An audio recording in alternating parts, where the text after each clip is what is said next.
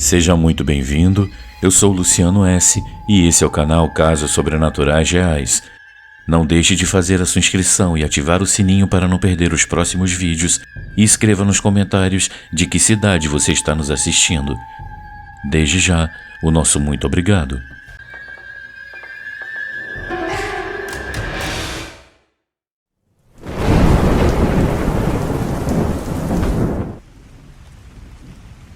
Minha namorada estava possuída.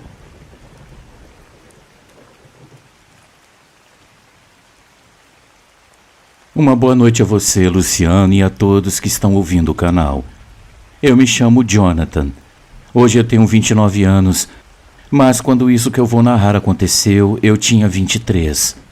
Eu morava em Atlantic City, nos Estados Unidos, naquela época com meus pais, mas nós estamos morando no Brasil novamente desde 2020. O meu pai, que hoje já é falecido, era diretor de uma empresa de bebidas que tem sede nessa cidade, e nós ficamos morando lá por 3 anos, período em que eu aproveitei para terminar a minha pós em marketing estratégico. Logo quando eu cheguei lá, eu ouvi no rádio uma história intrigante sobre uma jovem que todos os dias, exatamente no mesmo horário, começava a agir de maneira extremamente estranha. Isso acontecia durante as aulas, até que a sua família decidiu tirá-la da escola. Supostamente, realizaram até um exorcismo, pois diziam que ela estava possuída. Relataram na história que pontualmente ao meio-dia, essa menina começava a gritar e se arrastar pelo chão, tentando agredir seus colegas de classe. Quando os professores tentavam detê-la, a sua voz mudava e o seu rosto se distorcia de uma forma tão perturbadora que parecia que ela se transformava em outra pessoa. Durante esses momentos, ela insultava, amaldiçoava e proferia blasfêmias contra todos, dizendo coisas horríveis. Em algumas ocasiões, ela chegou a tentar ferir seus colegas usando um lápis e outros objetos que ela encontrava por perto. Isso durava cerca de 5 minutos antes de ela desmaiar de exaustão. O mais curioso era que, ao acordar, ela não se lembrava de nada do que havia acontecido.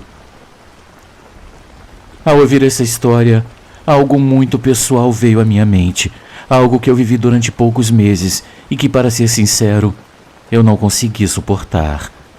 Por um tempo, eu até senti remorso, mas depois eu tive a certeza de que eu fiz o que era certo.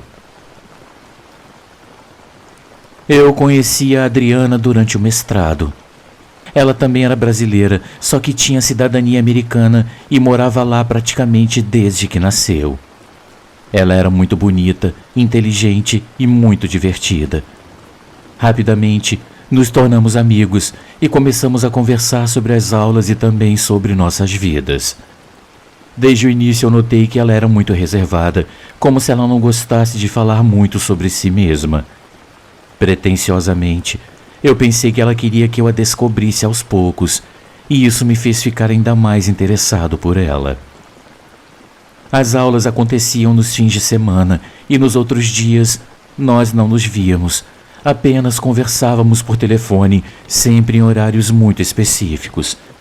Ela me dizia que à noite ela desligava o celular e só o ligava na manhã seguinte, pois ela tinha dificuldades para dormir e ela queria evitar qualquer tipo de distração. Com o tempo, começamos a nos ver durante a semana. Íamos ao cinema, saíamos para jantar, mas sempre até uma certa hora. Ela era muito rigorosa com isso e eu não me incomodava. Quando o nosso relacionamento ficou mais sério, embora não oficial, às vezes eu a convidava para passar a noite na minha casa, mas ela nunca aceitava. Ela sempre inventava desculpas e me dava razões que na época não me pareciam tão importantes.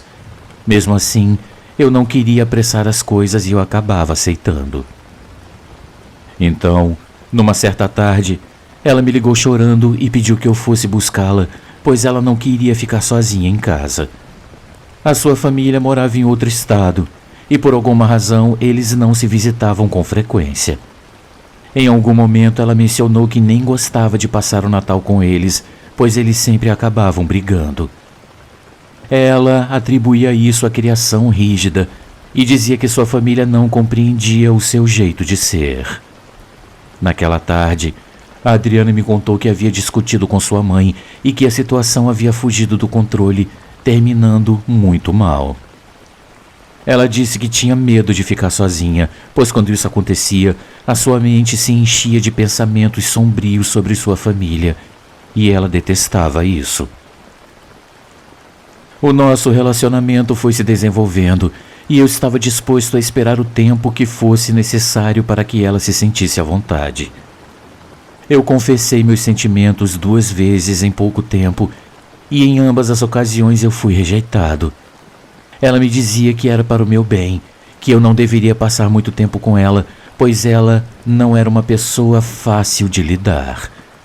Eu achava isso uma besteira, porque justamente o que me atraía nela era sua personalidade e a maneira como nos tratávamos quando estávamos juntos. Uma noite, depois de um dia especialmente difícil no trabalho, eu decidi ligar para Adriana.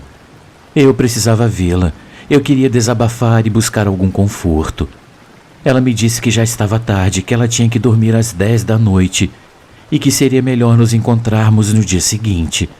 Mas eu insisti. Eu disse que eu só queria jantar e conversar um pouco para não levar aquela carga emocional para casa, e ela acabou cedendo.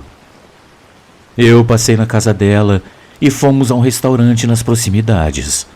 Ela escolheu o lugar, mas logo eu entendi o porquê. Lá estava praticamente vazio. A comida era péssima e o ambiente horrível. Enquanto eu contava sobre o meu dia, a Adriana comia rapidamente, quase com desespero. De repente, ela se levantou e correu para o banheiro. O lugar era tão precário que só havia um banheiro para homens e mulheres, e eu podia ouvir tudo do lado de fora. Alguns minutos se passaram e ela não voltava. Preocupado, eu fui até a porta e eu perguntei se estava tudo bem. Ela não respondeu de imediato, mas logo depois eu ouvi "já vou, só um minuto". E eu voltei para a mesa e, achando que ela não estava bem, eu paguei a conta, pronto para levá-la para casa. No entanto, algo estranho aconteceu. Eu comecei a ouvir Adriana chorando e falando sozinha, como se ela implorasse para alguém deixá-la em paz. Ela dizia que só queria viver a sua vida e que não queria me machucar. O meu coração acelerou e eu imaginei que talvez ela estivesse falando com alguém ao telefone. Mas quando eu a chamei pelo nome, a sua voz mudou completamente. Com um tom que não era dela, ela gritou: "Cala a boca e me deixe em paz", batendo na porta de metal com muita força. Um dos funcionários do restaurante veio até mim, aparentemente já familiarizado com aquela cena, e me sugeriu que levasse a Adriana para casa. Aquilo me deixou ainda mais desconcertado. Ele abriu a porta com uma chave e quando eu vi a Adriana, ela estava sentada no vaso sanitário chorando com as mãos no rosto. Eu perguntei se estava tudo bem e ela respondeu soluçando: "Me leve para casa, por favor". Aquela noite foi um divisor de águas. Adriana parecia fraca, vulnerável, e durante todo o caminho até sua casa, eu tentei entender o que estava acontecendo. Mas ela se recusava a falar. A sua atitude me deixou desesperado, e finalmente eu estacionei o carro para confrontá-la. Eu perguntei se alguém a estava pressionando a me fazer mal, se havia algo mais por trás do seu comportamento, mas ela apenas desviou o olhar sem responder. Foi então que, num tom frio, ela me disse: "Não é isso, é uma coisa que você não vai entender". A partir daquele momento, eu soube que havia algo mais profundo e sombrio na Adriana, algo que eu não podia alcançar e muito menos resolver. Eu perguntei se eu havia feito alguma coisa para que ela não confiasse em mim. "Se eu te explicar, você vai se afastar, como todas as pessoas na minha vida", ela respondeu, muito triste. Sem hesitar, eu abracei. Eu senti a sua força ao me apertar, enquanto ela sussurrava me pedindo perdão. "Luciano, eu não entendia nada, mas eu queria ajudá-la. Eu prometi que eu não a abandonaria, mas que eu precisava que ela me contasse toda a verdade. A verdade, essa que sempre foi tão difícil para mim, foi revelada naquela noite. Ela me confessou que todas as noites, quando ela se olhava no espelho, ela via uma coisa. Uma versão demoníaca e grotesca de si mesma. Ela descreveu como as feições do seu reflexo se tornavam deformadas e exageradas. Dentes afiados, olhos completamente negros e cicatrizes marcando sua pele. Então uma voz começava a falar com ela, ordenando coisas que ela jamais poderia repetir, e tudo envolvia sofrimento e morte. Isso acontecia todas as noites depois das 10. Por essa razão não havia espelhos em sua casa. A Adriana evitava qualquer superfície reflexiva, até mesmo o reflexo da tela do telefone. Ela sempre o desligava e o guardava até o amanhecer, mas às vezes ele encontrava maneiras de se manifestar. Naquela noite no restaurante, foi no reflexo de uma garrafinha de refrigerantes. Ela contou que tudo começou há 16 anos, quando o avô dela morreu. Ele era um homem peculiar, segundo ela, com hábitos estranhos e um ódio profundo pelas religiões. Ninguém sabia ao certo se ele venerava o demônio, mas o seu desprezo pelo sagrado era evidente. A Adriana havia crescido com ele, e desde pequena ela ouvia histórias sobre como ele ajudava aqueles que haviam sido esquecidos por Deus. Ela acreditava que ele havia feito algo, um pacto, que permitia aquela entidade se manifestar atrás dela, como se a sua alma tivesse sido entregue em troca de alguma coisa. Viver com isso a corroía por dentro. Algumas vezes ela se machucava, mas nunca a ponto de tentar tirar a própria vida. A sua família, percebendo as mudanças em seu comportamento, tentou interná-la, mas ela acabou fugindo. Uma tia a acolheu, ajudando-a a seguir com os estudos e buscar uma solução. Contudo, quando essa tia morreu, a Adriana ficou completamente sozinha, à mercê do demônio que a atormentava. Ao ouvir isso, o medo me dominou, mas o amor que eu sentia por ela era mais forte. Naquela noite, eu prometi que eu encontraria uma forma de ajudá-la. E então, começaram os 2 meses mais difíceis da minha vida. Luciano, no início, ela aceitou que eu dormisse na casa dela, mas as noites eram aterradoras. Ela falava sozinha, ela dizia coisas horríveis, e ela não tinha consciência disso, já que essas coisas aconteciam enquanto ela dormia, mas eu ouvia tudo. E acredite, não é fácil dormir ao lado de alguém que murmura que vai arrancar a sua língua. Eventualmente eu deixei de dormir na casa dela e eu sugeri que ela viesse para a minha. Eu pedi à minha mãe que me desse algumas imagens de santos e água benta. Eu borrifei água por todo o apartamento, convencido de que isso afastaria os episódios, mas nada funcionou. Certa noite, enquanto eu preparava o jantar, a Adriana viu seu reflexo em uma bandeja de metal. Ela começou a gritar desesperadamente e arranhar o próprio rosto com as unhas. Eu tentei detê-la, mas ela me golpeou com tanta força que eu fui lançado contra a parede. A pancada me deixou atordoado, com a visão turva e tudo girando ao meu redor. Nesse momento, eu vi o que ela sempre descrevia. O rosto que me encarava era o de uma criatura deformada com os olhos saltados, dentes longos e amarelados como os de um peixe, e os olhos completamente negros. O seu cabelo emaranhado cobria boa parte do rosto. Ela se aproximava de mim de forma ameaçadora e o pavor tomou conta de mim. Então, eu fechei os olhos esperando o pior. Luciano, eu juro por tudo quanto é mais sagrado nesse mundo. Eu ouvi então uma voz rouca e sombria sussurrar: "Você vai morrer. Eu vou matar você." Aquela voz não era a voz da Adriana. Era uma voz deformada, carregada de ódio e tinha um tom diabólico de verdade. Eu senti um calafrio que gelou meu sangue e um frio paralisante tomou conta do meu corpo. Desesperado, eu comecei a rezar a oração a São Miguel Arcanjo que a minha mãe havia me ensinado. Pouco a pouco, eu senti o calor voltar ao meu corpo e quando eu abri os olhos, a Adriana já não estava mais lá. Ela havia pegado suas coisas e desaparecido. Nos dias que se seguiram, nós não trocamos mais nenhuma palavra, mas eu sabia que eu a veria na faculdade. Eu precisava pensar no que eu diria a ela, e quando eu a vi, ela se aproximou primeiro e me pediu perdão. Ela disse que eu não merecia passar por aquilo e que para o bem de ambos seria melhor nos afastarmos.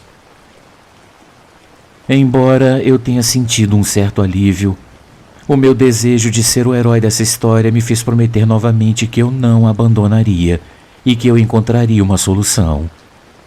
Infelizmente, ou felizmente, como vocês vão descobrir a seguir, essa foi uma promessa que eu não consegui cumprir. Naquela noite, eu tive sonhos estranhos, uma sequência desconexa de imagens que não faziam sentido. Até que eu vi a Adriana de mãos dadas com um homem nu, cujo rosto era idêntico à criatura que eu havia visto na minha casa. Era ele. No sonho, a Adriana e aquele ser eram um casal. E foi então que eu entendi. Ela não estava possuída. Ela havia sido escolhida. Ele a havia marcado como sua companheira. Eu vi a Adriana poucas vezes depois disso, apenas para dizer que eu não conseguiria cumprir a minha promessa. Ela não pareceu surpresa, na verdade ela parecia esperar por isso. Ela disse que estava bem e que havia decidido deixar a cidade, tanto por meu bem quanto pelo dela. Assim, os nossos caminhos se separaram para sempre. Ela abandonou o mestrado e desapareceu da minha vida como um sopro de vento. Meus amigos, quase um ano depois, eu vi o rosto dela na televisão. A Adriana estava sendo procurada pelas autoridades por ter assassinado seu companheiro. Partes do corpo dele haviam sido espalhadas pela cidade. Na casa dela, encontraram fotografias dela realizando atos macabros com o cadáver, como parte de um ritual. A polícia afirmava que ela fazia parte de um culto satânico. Havia símbolos e marcas em seu apartamento que sugeriam essa conexão. Até hoje eu não sei o que aconteceu com ela. Eu não sei se as autoridades a capturaram ou se ela continua vagando por aí tentando sobreviver. Eu prefiro acreditar que ela teve compaixão e me libertou antes de se entregar completamente ao demônio que a escolheu como sua eterna companheira. Eu ainda penso nela. Ela era uma menina realmente muito doce e divertida quando não estava sofrendo esses tormentos que no final acabaram destruindo a vida dela. Eu não entendo nada desses assuntos e eu sempre fiquei me perguntando se eu poderia ter feito mais por ela, se eu poderia de alguma forma tê-la ajudado mais. Mas eu parei de ficar me culpando, pois eu era muito jovem, eu não conhecia muito bem as coisas naquele país e eu não saberia o que fazer. Eu acredito que as orações a São Miguel Arcanjo que a minha mãe me ensinou e que eu repetia sempre acabaram salvando a mim, pois o que ela tinha era uma coisa muito séria e eu era apenas um cara apaixonado com muitas boas intenções, mas com zero sabedoria para lidar com tudo aquilo. É isso, meus amigos. Eu deixo aqui o meu agradecimento ao canal por ter me dado a oportunidade de contar a minha história e a todos vocês, ouvintes, que a ouviram até o final. Um grande abraço a todos.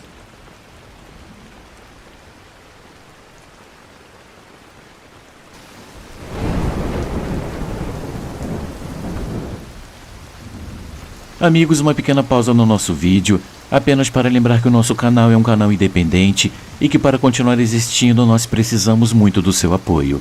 Existem muitas formas de você ajudar o canal.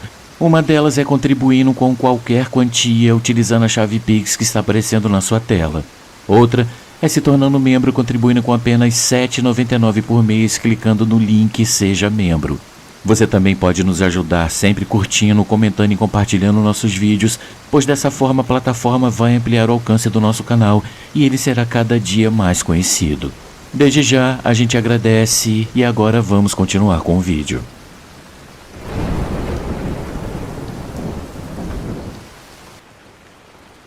O lado obscuro do meu namorado.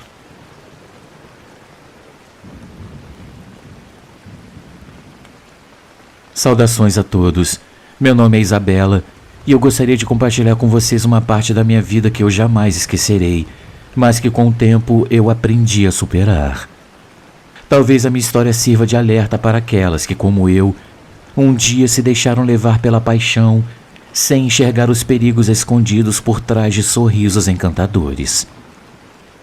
Quando somos jovens, acreditamos que o amor pode mudar tudo, que podemos salvar quem amamos, mas nem sempre a vida segue esse conto de fadas que criamos em nossas mentes. Às vezes, o que pensamos ser amor verdadeiro pode nos arrastar para um abismo do qual é difícil escapar. Hoje, com a distância do tempo, eu vejo com clareza os erros que eu cometi, e eu gostaria que a minha experiência ajudasse outras jovens a escolherem melhor suas companhias. Nem sempre o perigo se apresenta de forma clara. Às vezes, ele se esconde atrás de gestos de carinho, palavras doces e olhares apaixonados. Fiquem atentas, pois nem tudo é o que parece. E o preço por ignorar os sinais pode ser muito mais alto do que imaginamos. Tudo começou quando eu conheci o Marcelo, um homem cuja presença magnetizava qualquer um ao redor. Ele era o tipo de pessoa que, apesar das escolhas erradas, sempre parecia ter um coração bondoso comigo. Embora envolvido com atividades ilícitas, que eu não vou detalhar aqui por não ser ao caso, ele me tratava com uma gentileza que eu nunca havia experimentado antes. Seus olhos, normalmente doces e tranquilos, às vezes ganhavam um brilho sombrio que eu não conseguia compreender. Esses momentos eram curtos, mas eram assustadores. A princípio, eu ignorei os sinais. Eu achei que era apenas o peso da sua vida criminosa.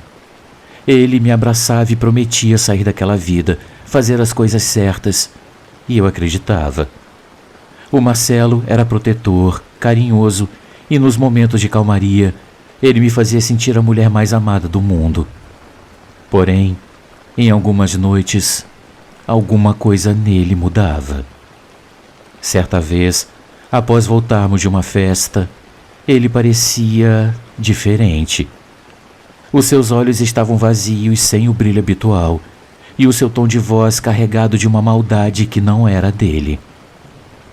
No início eu pensei que fosse o efeito do álcool ou do estresse, mas logo eu percebi que era algo muito mais profundo. Os seus gestos tornaram-se violentos, as suas palavras cruéis, e por um instante era como se eu estivesse diante de outra pessoa. Eu podia ver o homem que eu amava, mas o que se manifestava naquele momento era algo maligno e inumano. Esses episódios começaram a se repetir com uma frequência assustadora. Ele passava de um homem doce para alguém que eu mal reconhecia. Os seus olhos, durante esses ataques de fúria, tinham algo de sobrenatural. Certa noite, durante uma dessas crises, ele me confessou, entre risadas descontroladas, que ele sentia como se algo estivesse dentro dele controlando suas ações. Ele dizia que ouvia vozes e sussurros que o incentivavam a fazer coisas horríveis. Eu tentei ignorar, mas no fundo eu sabia. Ele estava sendo consumido por algo muito maior. Eu fui em busca de ajuda. Eu conversei com um padre e eu rezava todas as noites para que aquela escuridão o deixasse. Mas nada parecia funcionar. Com o tempo, as suas atividades criminosas o levaram à prisão. Eu pensava que o pior havia passado, que aquele ser que tomava conta dele era resultado do ambiente em que ele vivia, mas eu me enganei. Durante as poucas visitas que eu fiz, o Marcelo parecia cada vez mais perturbado. Ele dizia que a entidade o perseguia mesmo atrás das grades e que às vezes ele não conseguia lembrar o que ele fazia durante dias inteiros. Eu continuei com a minha vida, aos poucos me distanciando daquela escuridão. Eu conheci outra pessoa, me casei e tive filhos. Mas a sombra do Marcelo nunca desapareceu completamente. Um dia, eu recebi a notícia de que ele havia sido morto na prisão. O mais estranho, o corpo dele nunca foi encontrado. Os guardas disseram que ele simplesmente sumiu, deixando para trás apenas o rastro de sua cela totalmente destruída. Até hoje eu me pergunto se aquela entidade, aquela força que habitava o Marcelo, foi a responsável por esse seu desaparecimento. Talvez, de algum modo, ele tenha finalmente tomado tudo que restava dele. Eu me casei e segui em frente, mas parte de mim sempre me pergunta: e se aquela coisa que possuía o Marcelo ainda estiver rondando por aí? Aqui termina a minha história, meus amigos. Muito obrigado a todos pela atenção.